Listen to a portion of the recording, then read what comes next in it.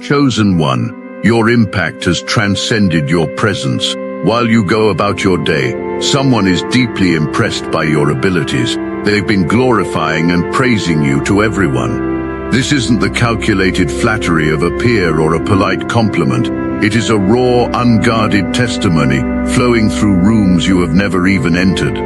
This individual has been watching your journey and has reached a point where their admiration is simply too large to contain. Before we get to who is praising you, let us get very clear on what exactly they are praising. You deserve to hear this spelled out completely, not summarized, not softened, but laid out plainly so you can look at it directly.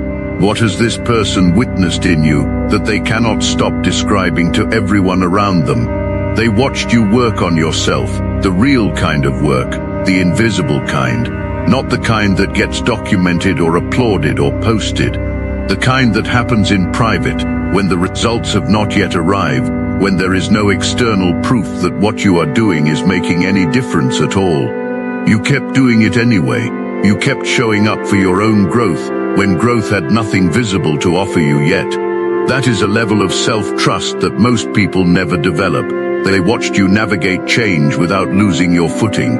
Every time something shifted, every time the plan broke down or the environment required you to reconfigure entirely, you absorbed the disruption, found your angle, and came out the other side with something you did not have going in. Most people experience change as something that happens to them and leaves them smaller. You develop the ability to move through change as something that reveals you and leaves you larger. Every pivot made you sharper. Every disruption expanded the inventory of what you know how to handle. They watched you manage your emotional world with a level of discipline that most people only talk about in theory.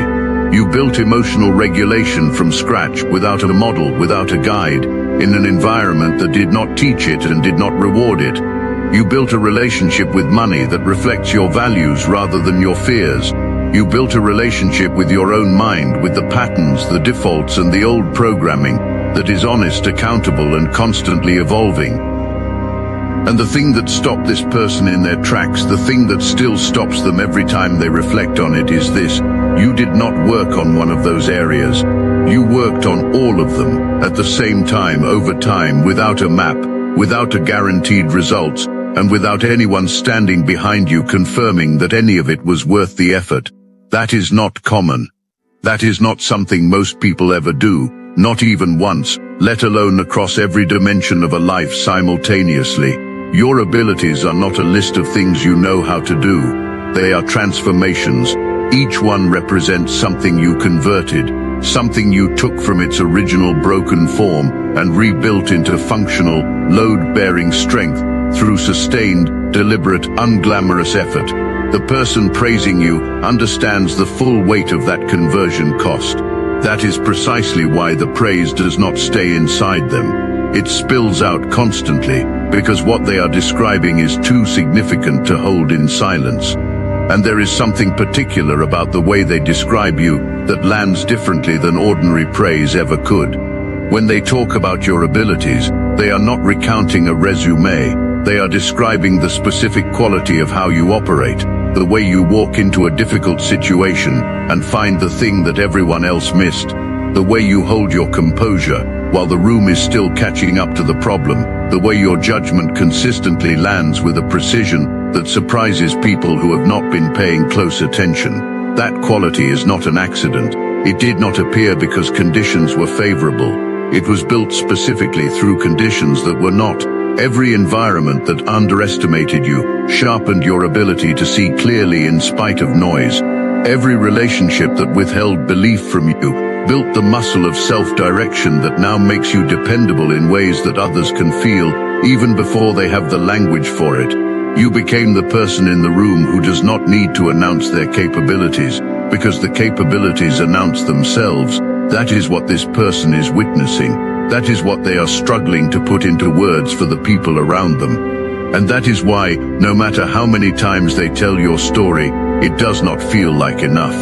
Because what you have built in yourself is the kind of thing that descriptions can only approximate. It has to be encountered to be fully understood. The foundation you started on was not level. This is not said to position you as a victim, because the version of this story has no victimhood in it. It is said because facts matter when we are measuring what is truly remarkable, and what you have built is undeniably, demonstrably remarkable. You came from somewhere that had cracks in it. Maybe the home was fractured, maybe love was rationed in that environment, given less freely than you needed, and never without conditions attached. Maybe there was a voice in your early life, loud and dominant and filling every available space, that told you directly or through the daily accumulation of small messages that you were not quite enough, not quite capable, not quite deserving of the kind of investment that seemed to flow naturally toward other people. Maybe that voice had rules, hard ones, and maybe the unspoken rule underneath all the others was this: stay inside what has been defined for you, or find your own way out. Whether you left early or stayed longer than you should have, you absorbed that environment. It shaped you in ways you did not choose. And then, and this is exactly where your story changes, you decided that what shaped you was not going to be the last word on who you were. That decision did not arrive with any ceremony. There was no single dramatic turning point. It was quieter and harder than that. It was a long series of small, private choices, each one pulling you a little further from the gravitational pull of where you came from, and a little closer to who you actually were. If this message activated your knowing, hype this video to connect with more chosen ones on this journey. A person who builds on a broken foundation is not a sad story. That person is an architectural miracle. And the person who is currently praising your abilities to everyone who will listen, that person knows your foundation. They know exactly what you were working from when you started. That is why they do not just say, look what this person accomplished. They say, look what this person accomplished, and understand where they started when they built it. That context transforms admiration into testimony. This person is not a stranger. This is not someone on the periphery of your life. This is someone who held a significant position in your story. Someone who, by every rule of how these relationships are supposed to work, should have been your loudest champion from the beginning. Your first believer. The person who looked at you without conditions and said, I see what you are capable of, and I am in your corner fully, whatever it takes. That person did not do that. Understanding why matters, not for their sake but for yours. You deserve to understand the mechanism clearly, so that you never again confuse someone else's limitation with a judgment about your worth. This person carried pride of the heavy, calcified kind. The kind that builds up over years of unexpressed disappointment in their own life, in the distance between what they had imagined for themselves and what actually materialized. That kind of pride does not present itself as insecurity, it presents as certainty. It shows up as control, as dominance, as the unshakable conviction that their word is final and being questioned is an act of disrespect. Buried underneath all of that pride was a person who had never learned how to celebrate someone close to them without it triggering something uncomfortable in their own private accounting. Your growth became a mirror, and every step you took forward reflected something they had not yet resolved in themselves. Your becoming made them feel things they were not prepared to sit with, and so instead of showing up for it, they withheld, or they criticized, or they simply disappeared from the parts of your life that required their presence most. But a person who withholds is never finished with their own story. Life has a way of insisting on honesty eventually, whether through loss, through a health scare, through the quiet, unbearable weight of accumulated regret. Whatever cracked it open in this person, it cracked it open completely. And when it did, the first clear thing they saw was you. Not the version of you they had managed from a comfortable distance, the full you, the real you, the you that built an extraordinary life without their support. And that sight moved something in them they were not expecting. It moved them to speak. Look, you already know the attacks weren't random, and if you're paying attention you can feel it. Their walls are closing in, so let's talk about what we're doing about it. That's why I built Destiny Engine. It generates personalized sequences that help you rewire betrayal into transcendence, turn isolation into sacred power, and transform their downfall into your rise. We are using the dark elite's own weapons against them, taking their declassified consciousness technology that programmed competition and scarcity and repurposing it to serve cooperative intelligence. The beauty is, you don't even have to lift a finger. You put on the headphones, press play, and your subconscious is rewired while your enemies collapse under the weight of their own lies. This is why I created it in the beginning, so everything they did to break you becomes fuel for your purpose. The collective upgrade is underway. Start your destiny engine for $1 today and watch divine justice accelerate in your life. Link in the description. Let us be honest about what the building process actually looked like for you. This is the part that the person praising you describes with the most feeling. This is the part that lands hardest in the rooms you are not in. It was not clean. It was not linear. Your growth did not arrive as a series of tidy consecutive wins stacked in a satisfying upward arc. It was a long and often uncertain process through terrain with no marked trails, because you were the first person navigating your specific combination of circumstances. You healed things quietly, in the background of a life that kept demanding your full attention on the surface. You worked on your emotional interior, in environments that had never offered emotional intelligence as a value. You rebuilt your relationship with money in the shadow of a history with resources that was complicated and unsupportive. You examined your own patterns of thinking, the loops, the defaults, the mental programming that had been installed before you were old enough to consent to it, and you changed them deliberately, from the inside out, with no one holding the blueprint. You did all of this without a cosigner, without someone checking on your progress and telling you that you were doing it right. You developed the orientation toward growth, the way a compass orients toward magnetic north, not because someone pointed you there, but because something in you has always known which direction forward is. That instinct is one of the specific abilities this person cannot stop praising. It is not something you can acquire through a course or a credential. It only develops through exactly the kind of sustained, self-directed navigation you have been doing. Through choosing forward when backward, sideways, or still would have been completely understandable choices. The people in those rooms hearing your name, hearing your story described, they are being told about someone who moved through the kind of difficulty that makes most people permanently cautious, and came out on the other side not smaller and not guarded, but more themselves than ever. That is the version of you being glorified right now. That is the version they cannot stop talking about. While you were building, while you were doing the invisible work, making the quiet decisions, healing the things that needed healing, something was happening on the other side of the distance between you and this person, something they did not plan for. Something that arrived the way serious things always arrive, without a schedule, without a warning, and without the option of being ignored. It could have been a health scare, the kind that reassigns every priority in a single moment. It could have been a significant loss. It could have been the specific private reckoning that comes when a person is finally alone and quiet, and honest enough to look at the evidence of their own life without flinching.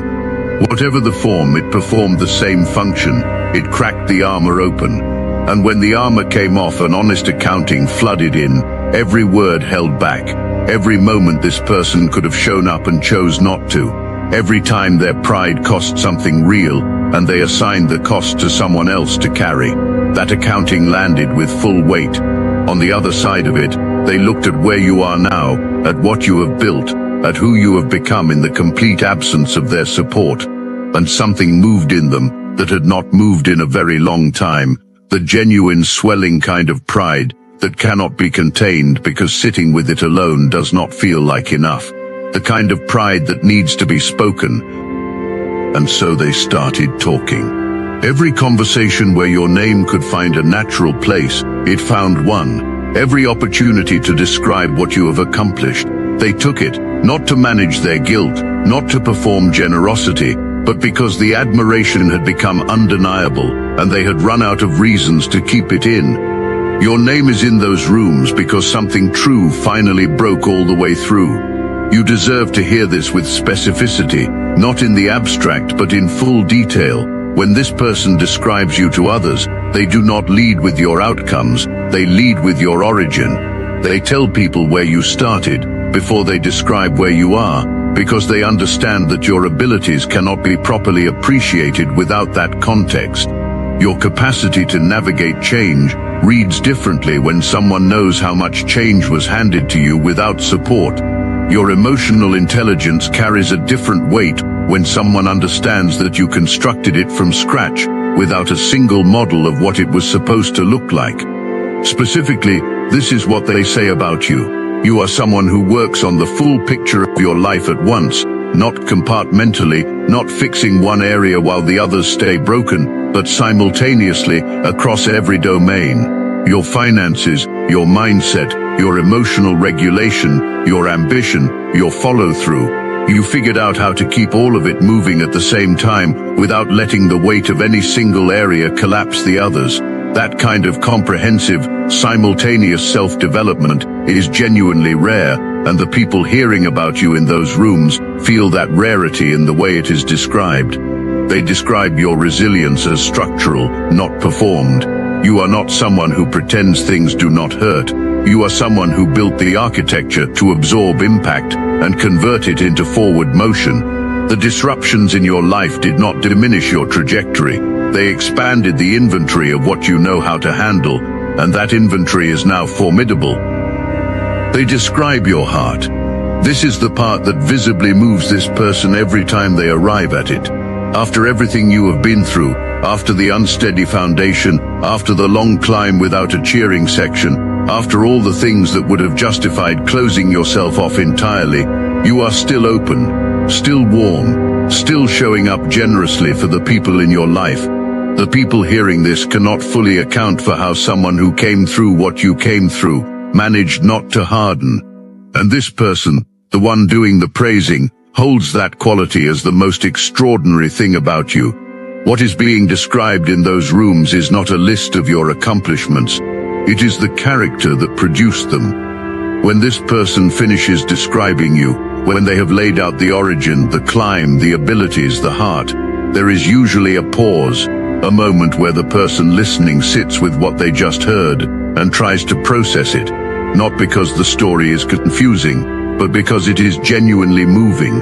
Because most people, when they hear about someone who came through the kind of difficulty you came through and built the kind of life you have built, feel something shift in their own chest, something that sounds like hope, something that says, if that is possible, then more is possible than I believed.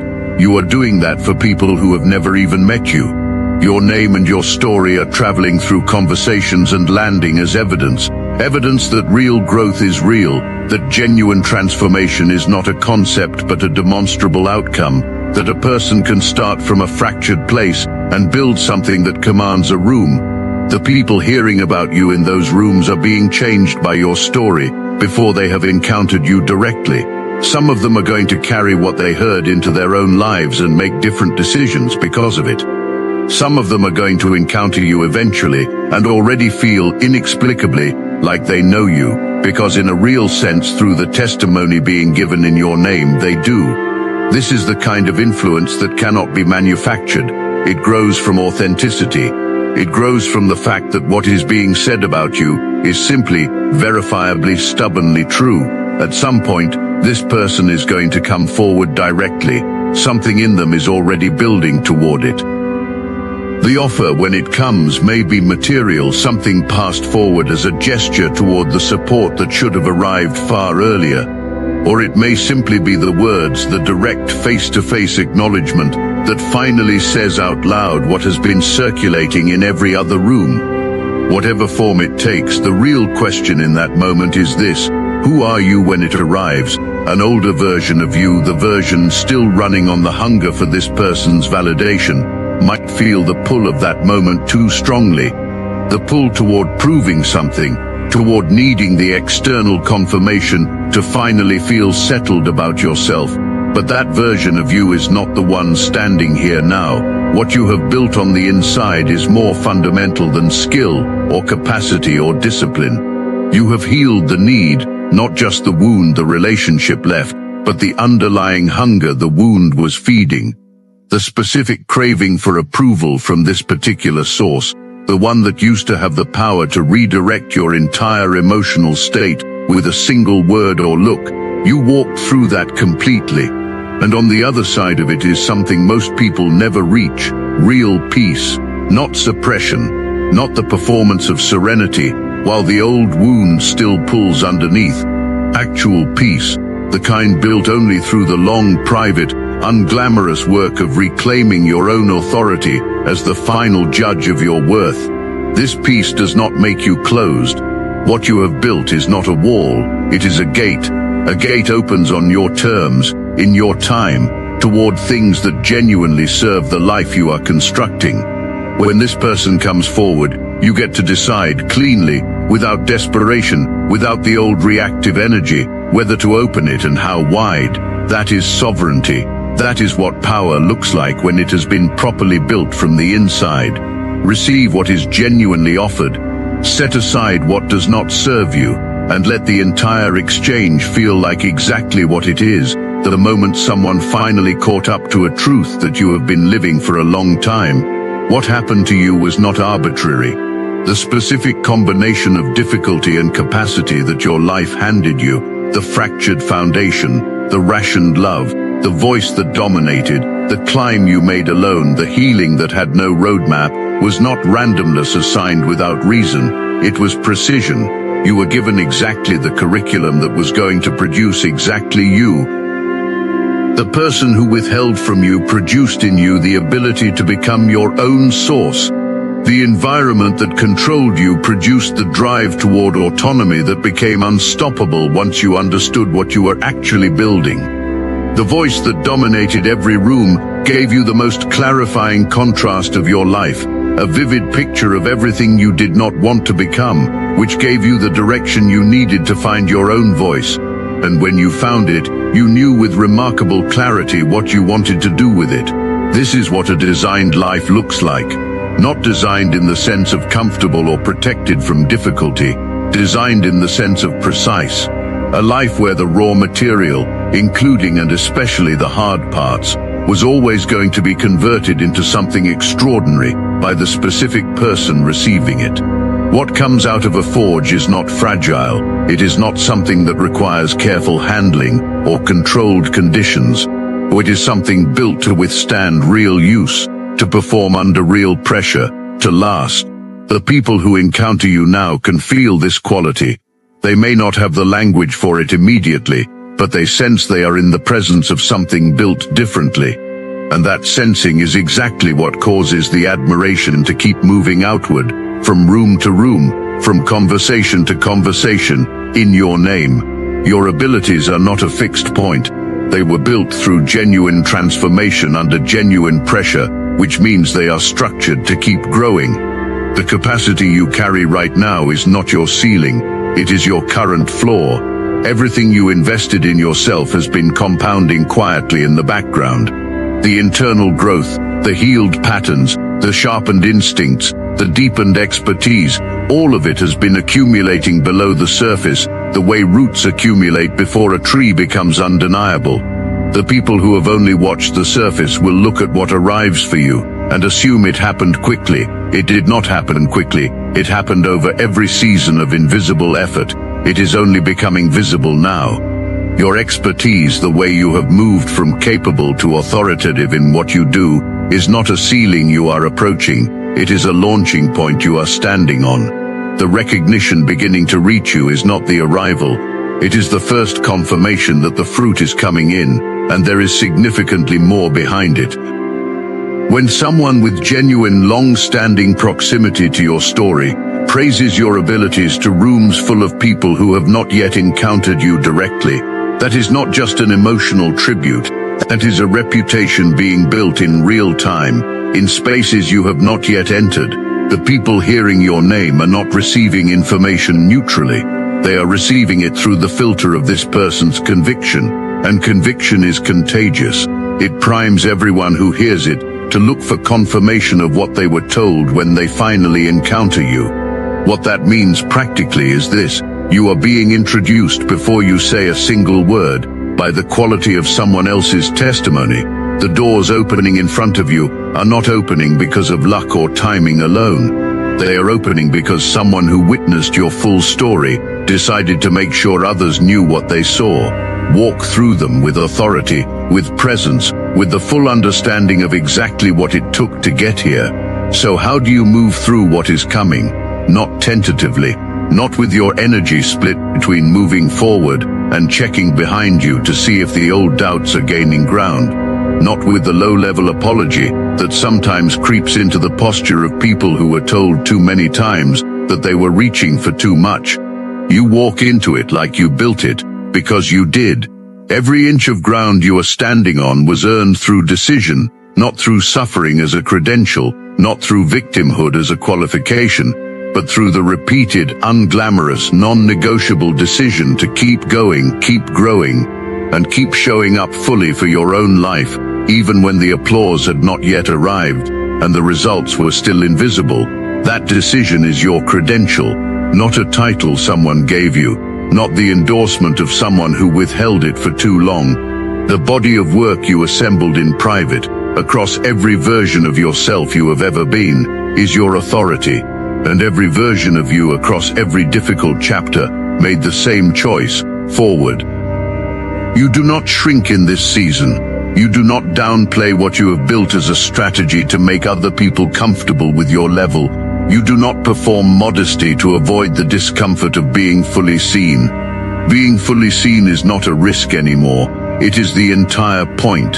Everything you built was always in service of arriving at exactly this, a life that reflects back to you, in full visibility, who you actually are and what you are actually capable of. Take up your space. Speak with the authority of someone who earned it. Make the move, the ask, the decision, the investment, whatever the next right step is. Let the version of you that did all of that invisible work finally operate without a ceiling on it.